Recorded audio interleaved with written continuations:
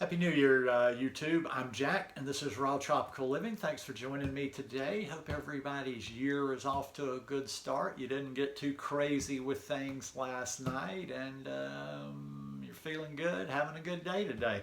Today, I want to start off talking about achieving success in 21 with a plant-based diet, health, and wealth. Guys, if you're not already subscribed to the channel, I would really appreciate if you go down and hit that subscribe button now, then click on the little bell and check send notifications so you'll stay subscribed to the channel and can come back and check out more of my content this year because I'm going to start creating a lot more of it. New Year's Eve, I didn't see, well, I went to sleep last night. I don't remember what time I went to sleep. I went to sleep about 9 o'clock, but I woke up at midnight. So I felt like I was kind of there for the new year. Just like kind of taking it easy today, watching a little bit of football, seeing what everybody else has to say on social media about the new year. And I'm already noticing, and it's not a bad thing, and I don't want to be that one to, throw damp cold water on stuff, but it's like I see a lot of the repetition this year, but I see it every single year. Like I like to use that analogy of a merry-go-round because you're just going around. When you're on a merry-go-round, you go around, and when you get certain parts of the merry-go-round, you see the same things over and over and over. Well, that's what people do every year. People have their resolutions.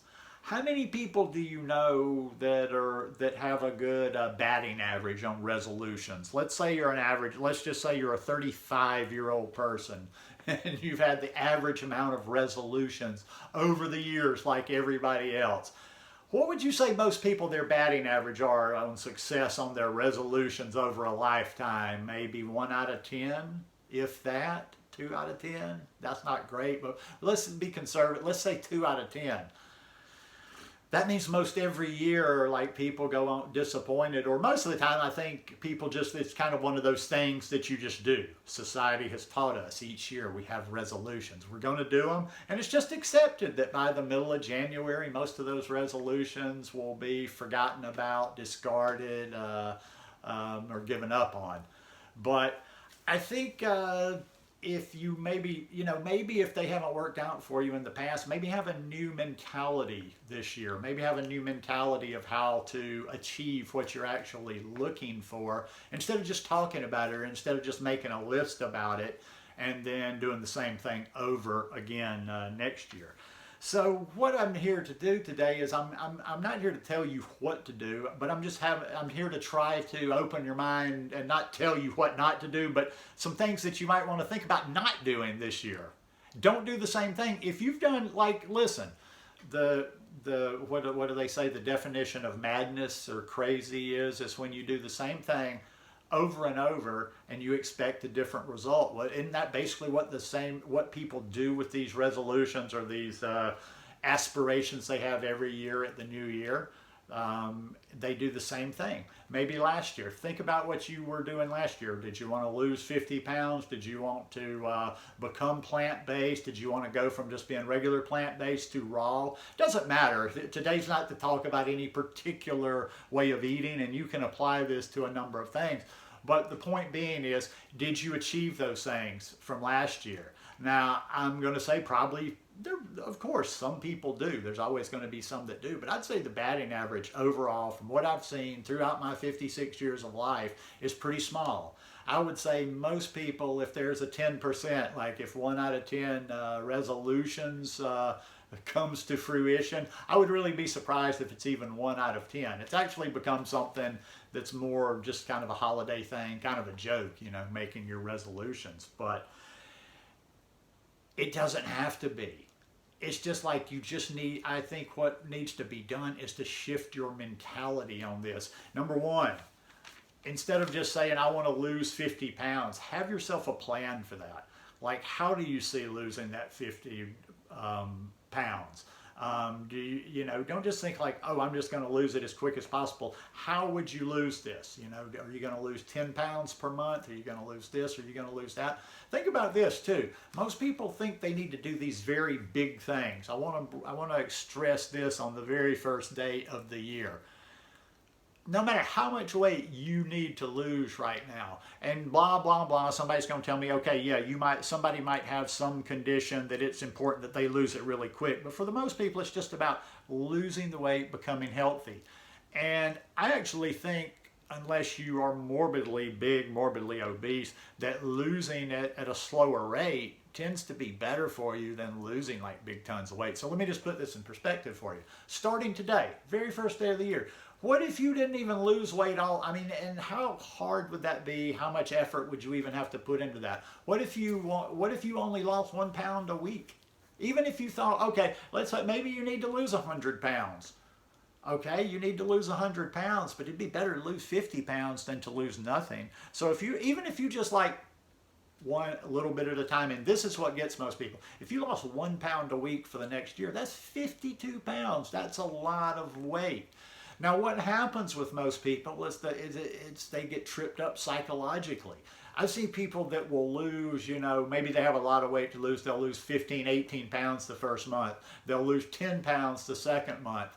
And then, it just goes down to where maybe by the third month, they've only lost like 5 pounds. Now, in their minds, after losing those big amounts, they're like disappointed by losing 5 pounds. But if you're losing 5 pounds a month, that's 60 pounds a year.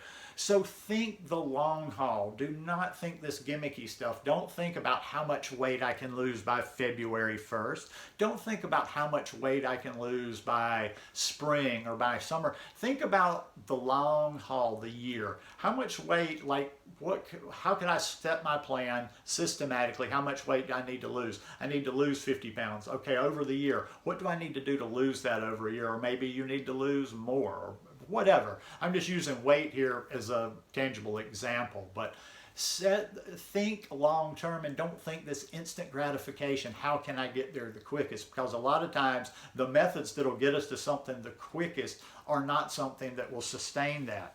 And that translates over into different aspects of life. It's not about just the health. I've been working on some business stuff and some, just money things in my life, and I need to discipline myself. I need to do some things, and I've been guilty of doing that with certain business type stuff, just having a general idea out there. I need to do this. I need to get this done without having that plan, without really breaking that plan down as far as I need to go. And like I said, it doesn't matter whether it's food, health, money, wealth, whatever. There's still a progression. There's still a process that you do on this, or that I believe will tend to work out better. And like I say, it's not always exciting. It's not like, the guy that loses 100 pounds in 3 months and you see a huge before and an after. But results are results, so focus on the results. And also, too, this year that will help you achieve your goals, whether, whatever aspect it is in your life, focus on what you're interested in. Focus on what resonates with you. Focus on the things that will get you to where you want to go. And for God's sake, stop debating and arguing over things you don't agree with. You're wasting time. You're wasting time. Stop trying to be a missionary, a preacher, and converting people over to your way of thinking. Be a little bit selfish online with your goals. Be a little bit selfish online with your time. Think straight up, like, how does this how can I get to where I want to go? Instead of wasting your time like,